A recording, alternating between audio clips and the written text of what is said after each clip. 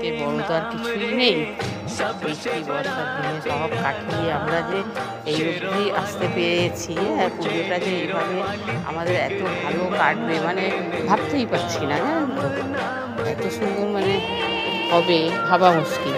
এই দেখে শশাটা, দেখে শশাগুলো হচ্ছে বড়, শশাটা পেরে নিতে হবে। মানে খুব আমি বড় হতে দিচ্ছি না, জানেন তো। এদিকটাও আছে শশা, শশাগুলো এমন এই আমি দেখতে পাই কোথায় লুকিয়ে আছে শশা। হ্যাঁ, এখানেও আছে অনেকগুলো শশা। এই যে দেখেন, এই শশাগুলো একটু ডেকা টেরা হয়ে আছে।